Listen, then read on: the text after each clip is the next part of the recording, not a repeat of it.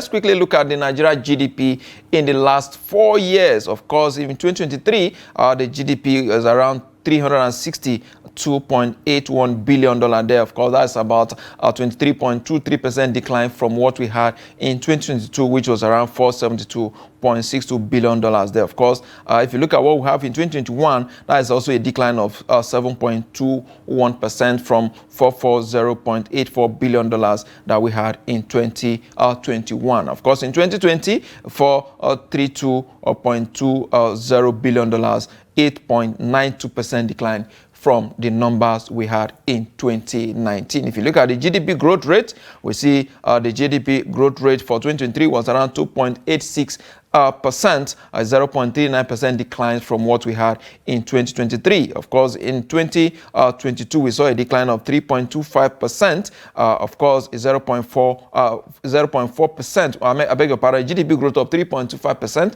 a decline of 0.4%. In 2021 as well, we saw the GDP growth of 3.65%, an increase of 5.44% over what we had in 2020, which was, of course, the year Nigeria went into recession, where the GDP declined went into negative by 1.79%, a 4% decline there over what we had in 2019. In terms of GDP per capita, of course, currently we are at 1,621. That was the 2023 figures. Of course, that was before the Naira devaluation. If you look at the numbers now, you may not really be far from what the African Development Bank President is indeed saying. Of course, these are like 25.04% decline from what we had in 2022. The GDP per capita for 2022 was 2,163, a 4.69% increase over what we had in 2021, which was around $2,066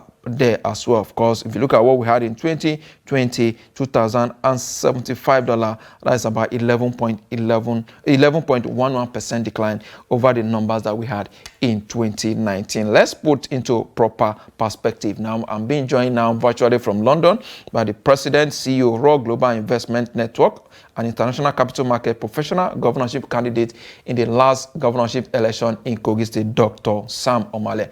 Good morning. Glad to have you on Business Daily again today. Thank you, Mr. Yusuf, for having me.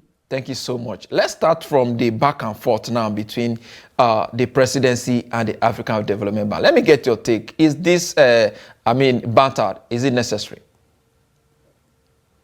No. Straight away, it's no. You see, I go for medical checkup every year. Most Nigerians are scared of going for medical checkups. You go for medical checkup to know what is wrong with you so that you can deal with it. And argument of figures, especially coming from the personality of the president of the African Development Bank, it shouldn't be contested at all. But he was basing his figures from World Bank, from authentic sources. And it's not about to criticize or to blame the government for what is on ground. It's stating the obvious that this is the sickness, this is the problem we have. We have been having a declining GDP growth since the 60s. In fact, if you're able to display the something I sent to you, you find out that right from the 1970 was the highest we ever went, 25% growth rate. It's the highest. And it crashed down to in some parts, but the highest in the recent time we had is 15% in that 2002. And since then, and now we're about 3%, 3.2 or 2.7%. So that's the fact. The graph, the trend had been down. As a matter of fact, in 2020, as you pointed out, went into a negative territory of 1.8%. So that's not in question. The GDP had been going down. So is the per capita GDP per capita as well. The difference is that per capita is when we divide the GDP by the population. So the population is a factor, but it doesn't affect anything. So the GDP, which is a mark of economic growth, have been going down, which means our growth has been going down. The per capita, the GDP per capita, which is like a measure of the well-being or the income available, to the individual, has also been coming down. If I start you from 2015, you have 2015 it stood at $2,728. 2026 it went to 2,100. Then 107. Then by 2023, you have 2023 here. There's 2023, yes, 1,621. Exactly. So exactly. So we have the same figures. And now 2025 is $806. So it's been a downward trend. That is not in dispute. The government should not be reacting as if they're attacking it. And let me be straightforward. Upfront here. These figures is not the scorecard of this present government. We cannot blame the present government for where we are now.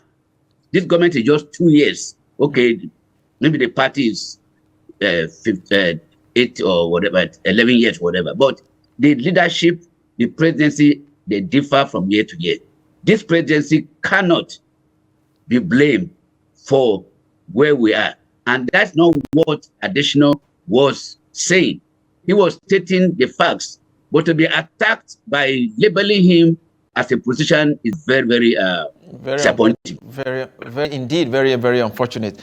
You may want to exonerate the current government from the current economic situation, but of course you cannot exonerate the party as well, because if you look at where the GDP were before they took over, we were the largest economy in Africa at the time they came in. But as we speak today, we're around number 5 or number 6. We're falling behind Egypt, Morocco, South Africa, and of course some even smaller African countries are beginning to compete with Nigeria as it is right now. But will you, in a way, totally say that the devaluation that we saw in 2023 was responsible for what we are having in terms of GDP per capita? No. The devaluation is not the issue. I think the devaluation or the floating, I would rather say, the floating is actually a way of trying to have a realistic measure of where we are. The challenge or the challenges or the factors that have brought us here is what we should be addressing. Why are we where we are? Why are we where we are now? Why are we the bottom? Why are we always going down? There are factors that have been identified all along. Things like over-reliance of oil, a mono economy, relying on source of your income is dangerous for any portfolio management. Any portfolio manager will tell you that you have to diversify the source of income. Nigeria for a long time had depended on oil. I told you earlier in the year that if we predicated our budget on $70 per barrel, we're going to lose. Of course, you can see now that the price has been going down. And so we need to diversify that. Number two, the issue of corruption is one of the major issues, because all the resources that we have been having so far have been squandered. They're not managed to bring expansion. So if we tackle the issue of corruption, if we're able to recover half of what has been stolen, if we're able to minimize corruption so that to bring confidence in the system, then investors can come and invest. Also, the issue of infrastructural decay, there's none. You cannot develop without infrastructure. And power or energy is the main source of development. And Nigeria is so blessed that whatever source of energy we want, we have them. Let's say that, let's measure 3 major sources of power, of energy. Solar. We have sun in abundance. Even in the UK here, where there's no sun, we are using solar. Then If it's gas, gas is being fled, it's being burnt off like that into the atmosphere. We have gas in abundance. If it's hydro, we have water in abundance. So tell me now, why can't we have steady electricity in Nigeria? And I have the answer. The answer again is corruption. The answer again is sabotage by generator importers who are so bold that they can even influence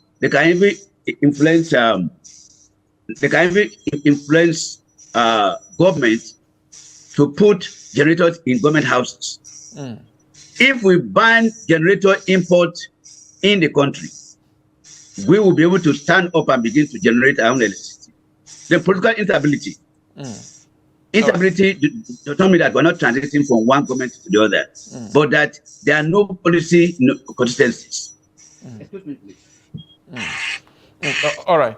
Doc, there's also sorry, issue. please. I'm looking at these GDP numbers here. About 4.2%, 3.7%. If we can have it on the screen, 2.5%. Of course, 1.6% as well as minus 0.5% that you have calculated. But before I come to that, you made mention about the issue around electricity. But what we have seen is the fact that we're even seeing Presidency talking about the Asoville around trying to go up the national grid. They have budgeted about 10 billion naira there to move away from the national grid and of course have their own mini grid within that sector. According to them, the cost of power is very, very expensive. What does this say about a government who is telling Nigeria that the only way we can have steady power supply is for them to keep increasing electricity tariff?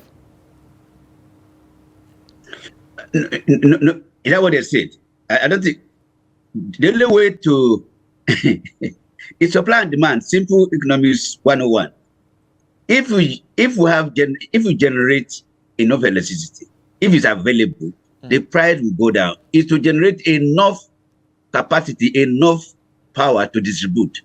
Look, in institutions, in governments, in places like here, in America, we have institutions that have their own private generation. You generate power for yourself. So it's not increasing tariff. If you increase tariff, we are saying people should not have it.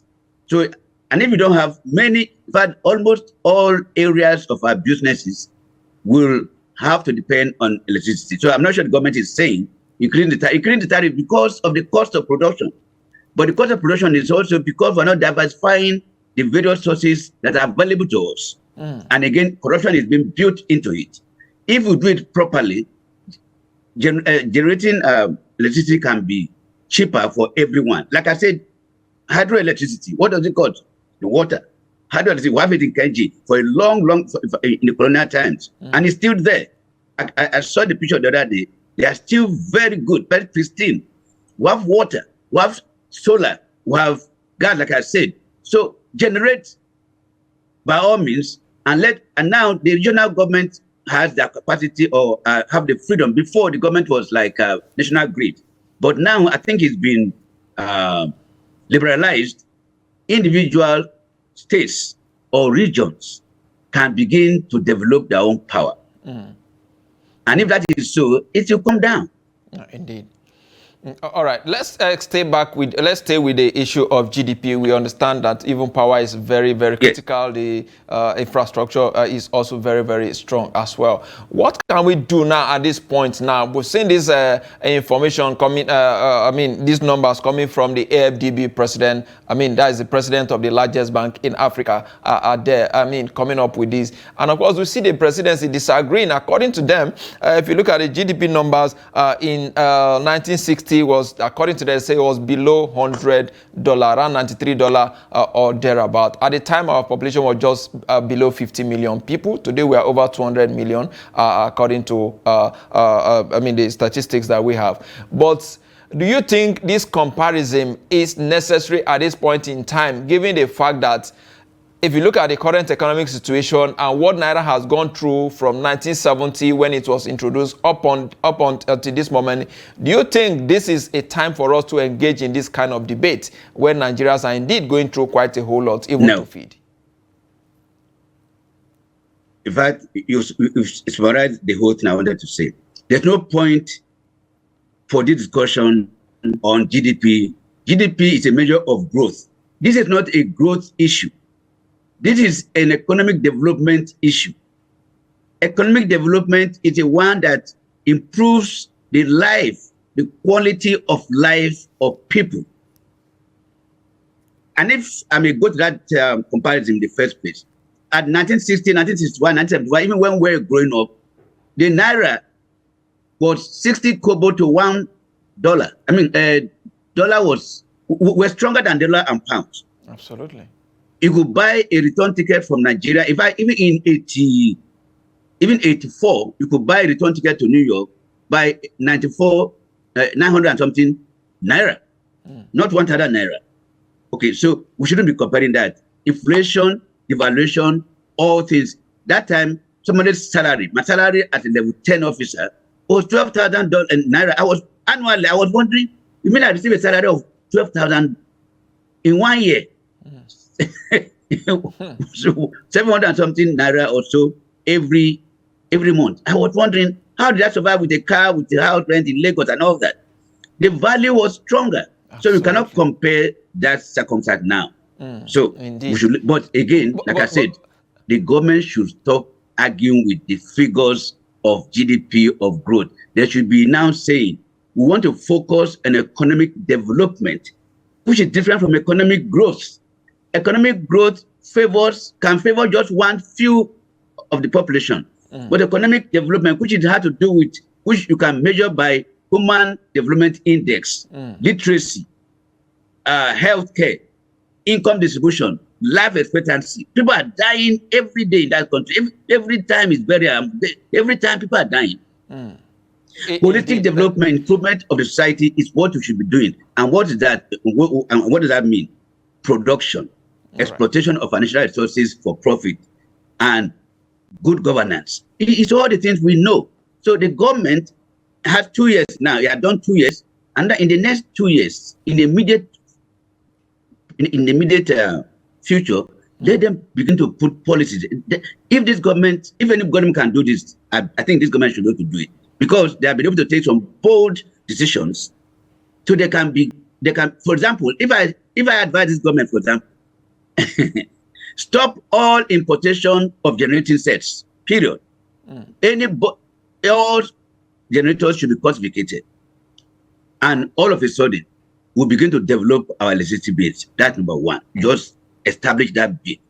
Then, all cases of allegations or prosecutions of corrupt people, the former Candidate General of the Federation, the AMCOM person, the former, all the governors that have stolen billions and are roaming all over the place, and even, displaying this word around us. Get the money out. If its government does this now, wow. In fact, 2027 will be a walkover. If you bring this money in, and people begin to feel the impact, begin to develop infrastructure, begin to build hospitals, begin to build schools, begin to make life easy for people. That's what government is about. Government is about the whole holistic improvement in the society. That's what government is about. Let's stop these arguments. Absolutely. There's politics, and there's leadership, and there's the development. There's economics. So let's go to the economics of development, please. Indeed, of course, we all hope that this government will have the balls to actually do what you said, because many of them also seems to be involved in the business as well. Well, you painted a picture. During your own time, you said you were able to survive on just $12,000, 12,000 naira a year. At the time, you say you were earning around 2,000 naira in a month, but 2,000 naira today is not even enough to buy 2 liters of fuel for Nigerians. But when did the rain started beating us? I mean, a lot of people are saying that your generation enjoyed good governance. I mean, but what happened? How were you able, did your generation mismanage the opportunity you had at the time? You know, I know the answer, but you see, I'm not a regular politician, but I can tell you when, in fact, you mentioned that when the rain started beating you, are a regular person. The regular people said, if you don't know where the rain started beating you, you don't know where they made the fire for you to warm yourself. The the rate started beating us. In fact, let me say it straight away. The first coming of Idiago Buhari regime, if they lasted 5 years, Nigeria would have been far ahead where we are now. I'm talking about the first coming of Buhari, where Idiago actually was in charge. Our fall, our decline began with Babangida. Period. Any intelligent person will tell you Babangida brought us to where we are now, and we have not been able to recover at all. Period. So that way, rain started beating us from that point. Where corruption was institutionalized, it was called settlement. You guys were not around then. It was settlement. And of recent, we saw people who came out and saying he was sharing, was sharing. That's not, that's where we began. So I thought Buhari's second coming was going to again reignite that first coming, but unfortunately, he even brought us backwards. So we have to start all afresh, and any government can start it. Look, what governments or what politicians don't understand is this: if you begin to do the right thing, the people will follow you. Forget about these cliques and so many important people here and there we talk about. It's the people. If you make life easy for people, if you begin to arrest and extract from these fraudulent people who have taken all our money, if you bring the money back and begin to build roads, begin to repair roads, people will make you to stay forever. So the rain started beating us when corruption was institutionalized, when people are no more ashamed to be called thieves. I told my children, you will never see my name in the newspaper for corruption because of the name I carry. Absolutely. But today you see thieves. Thieves. I mean, just going about it and shaking hands. I don't shake hands with thieves. I don't stay with them. If you cannot explain to me how you became rich, you can never be my friend. So that attitude, that cultural, that discipline they built in us, it had to come back. Yes, that generation, in fact, our generation, I thought we were going to do things, but we were unable to do it. When I went to school in Nigeria, I didn't pay school fees throughout A-levels, university, my masters, no fees. How? No fees. In fact, they were paying me because of the kind of course I did. So why is it so now? In ABU, they were washing our clothes. Absolutely. A lot has changed from your own time to see now. Now young Nigerians will now have to fend for themselves as part of the reason why. No, we have to change it. No, we have to change it. We have to change it. We have to change it. The young Nigerians should bring credible people into power and demand that this is what we want. Any government that is coming must tell us what they want to do. They must have actionable manifestos, how they can perform it, and if they don't, they go. Not this kind of mumbo jumbo politics we're doing that we have no direction. We have to change that, and I think this government can lay a marker for us in the next 2 years. Let it do it and leave a legacy. I thought the party was going to do it. He didn't quite do it.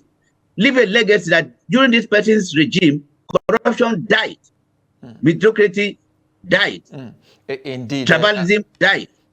Indeed, Doc, that is a tall order there for this government to achieve, because already politicking, they're already gathering, of course, preparing ahead of the election. The concerns about the people is not really somehow what they are actually thinking about. You made mention about the second coming of Buhari. Buhari there, he did say he was limited because of the bureaucracy in running a democratic system. You have to go through the National Assembly, the judiciary, and so many of them. It wasn't easy for him to actually achieve what he wanted to do. But let's move on. The poverty rising in Nigeria, according to the World Bank. I mean, 75% of our rural dwellers are falling deep in poverty. And of course, the number is expected to rise by 2027. How concerned are you as a Nigerian? And of course, what should government should do at this point in time for us to be able to mitigate, at least even if we cannot eradicate?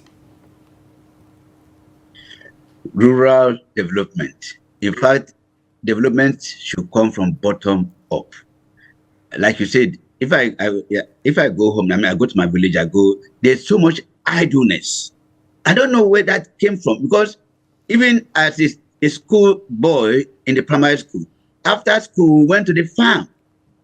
But if you go to the villages now, you see these tall young men going about with mobile phones, doing nothing. We need the government, maybe from the state level, to encourage our young people to begin to do something. Look, as a young boy in primary school, I was already selling. I was selling kerosene every night. Government didn't tell me to do that. I was already busy doing something as a schoolboy in my 9-10-year-old. After school, I went to farm for women who paid me 1 penny, 2 penny. I was already doing something to earn money in primary school while I was still in school. So why is this laziness that has come over? This laziness, and we need a leader that can say, hey, did it. And stay with them, encourage them. The governors should empower people, should encourage people, and remove all these barbaric people. Just remove these things. Remove this barbaric thing. Wear jeans, wear you can wear a kaftan, and go and encourage people to go back to the farm, to do something with your skill. What do you know how to do? Every person has a capacity, has a talent. Identify the talents and encourage them. Government should buy their products. Government should encourage them. Then all of a sudden, you see that the industry begin to spring up. You do that on state level, at the local government level, at the world level, and people will be occupied. At the end of the day, ask yourself, what did I do today? Every person should be asking, what did I actually do today? So, but there's this idleness, no focus, no objective in view to attain. People are just waking up and scavenging whatever they see they eat, and that's it. You have to be deliberate, and it's leadership that has to do that. A leader that can get the people involved and identify every area of strength. In my village, farm, definitely. Other people may ability to construct. People should learn something, artisan work and all that, and government should patronize them.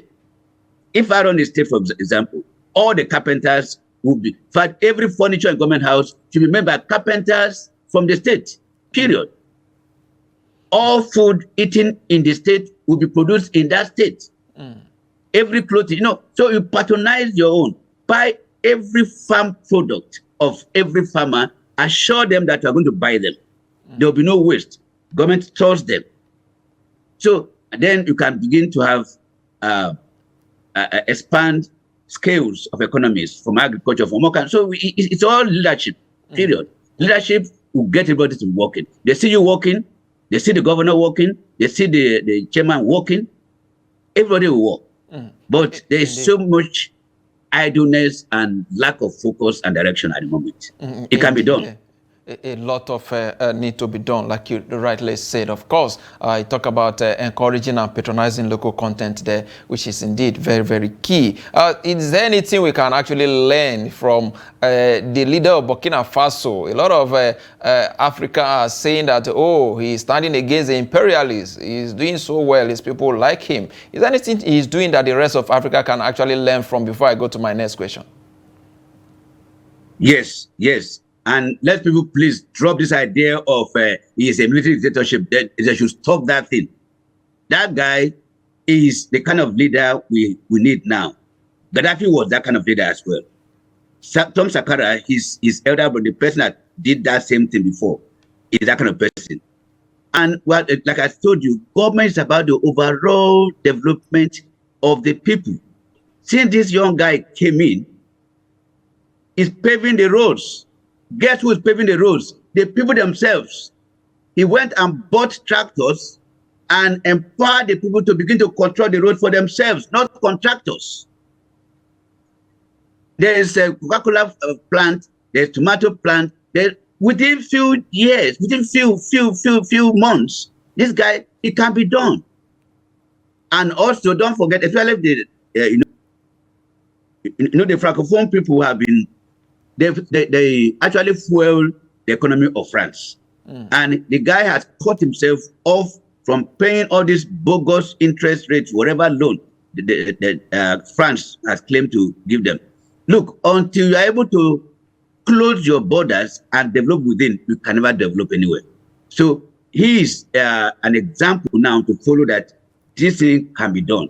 Burkina Faso is rising very fast. I think they just launched a 5-star hotel, one of the best anywhere in the world, to attract what? Tourism. So all of a sudden, tourists will be coming in.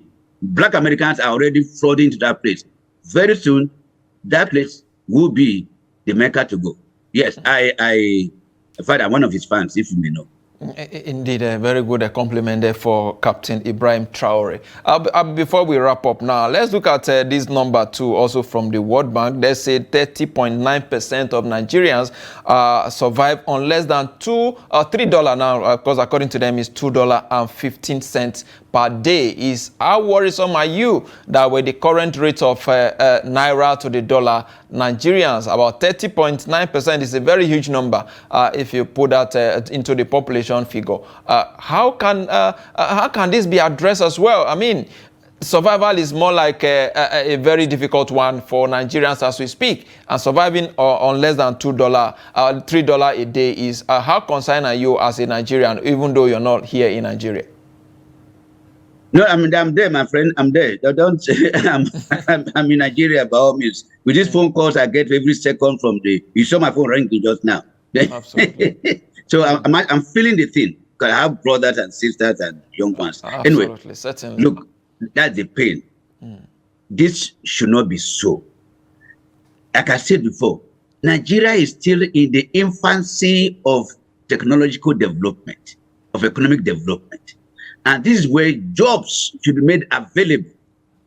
Okay, Burkina Faso, like I said, the roads are being built by the people themselves that are driving the tractor, that are driving the whole thing. Create environment. When I come to Nigeria and I see foreign companies cleaning the offices, I get offended. Go to some offices, you see foreigners doing the one they cleaning. When I see the Chinese people, the Indian people coming to Nigeria and bringing artisans from their countries, that's an insult. What is immigration doing? Why should we have plumbers and painters from anywhere in the world when we have young men that can do that? So immigration should be able to cut off all these quotas they give to foreigners on jobs that can be done in the country. Get the people involved in business. Let them give them contracts. Get them build infrastructure, build things that can make you to work. You can only earn the dollar if you work. It doesn't fall from heaven. You have to work, but if there's no work, you stay idle. So galvanize the youth, galvanize the idle people. Like if you walk on the street of Abuja, you see these hordes of boys having cutlasses and hoes and all that, waiting for someone to carry them. And, that shouldn't be happening at all. Indeed. There's so much job. All right. So much job to be created. So much job, cleaning job, repairing job, plumbing job, gardening job, tree. The tree in the back of my house, now I called somebody here to come and cut it for me. He charged me 1,500 pounds. Trees that I can climb and cut myself. The tree behind my house here. So there's so much job, and I said there's so much job to be done. It's true. A lot needs to be done there. Of course, time is always not our friend. I actually wanted to ask about the weak governance and, of course, poor fiscal discipline that we are having, but the time is already well spent. I must thank you for your time, Dr. Sam Omale, President, Rock Global Investment Network, and, of course, an international capital market expert and also governorship candidate in the last governorship election in Kogi State. I must thank you for your time speaking to us all the way from London, United Kingdom. Thank you for your time. Thank you, Mr. Yusuf, for having me. It's always a pleasure. Thank you so much. I appreciate it. Thank you so much. With that, it's a wrap on the show today. We'll be back again tomorrow. I am Yusuf Akubu.